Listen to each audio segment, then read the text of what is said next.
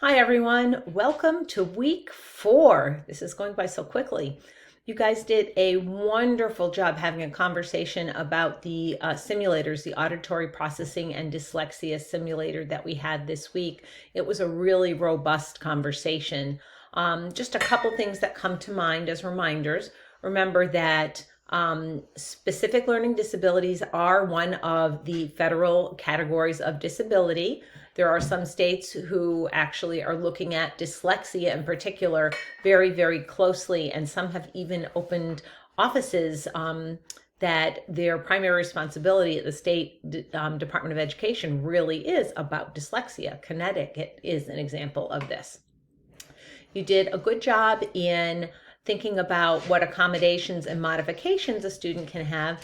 And I loved that I did not see from many people a first line accommodation or modification involving an additional adult, that there were lots of suggestions that come before we go to that additional adult assistance. For your assignment last week, I'm in the process of looking at your presentations and your posters, and from what I can see, you have done a wonderful job and continue to have that conversation about adult supports and when they should be used and when they may be restrictive for a child, and some possible not necessarily great outcomes when we over support a child with by using additional adult support when we could be using other supports, including peer support. So for week 4, we're going to be talking about intellectual disabilities and also traumatic brain injury, orthopedic impairment, and multiple disabilities.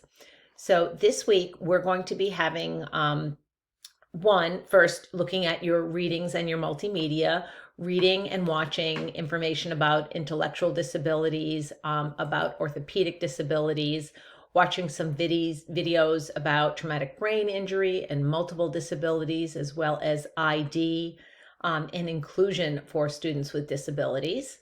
And then if you have chosen to use the supplemental text, chapters 6 and 14 would be appropriate for you to review for this week.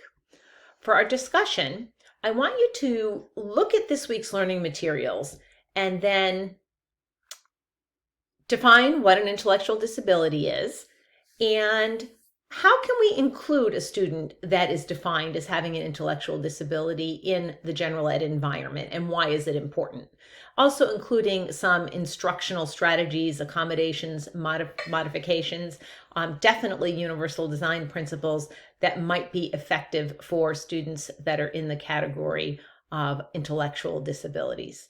Remember that it is especially important for your initial post to the prompt for you to have references and accompanying in-text citations, because that lets me and everybody in the class know where you got certain ideas from. So it's super important, especially your initial response to the prompt.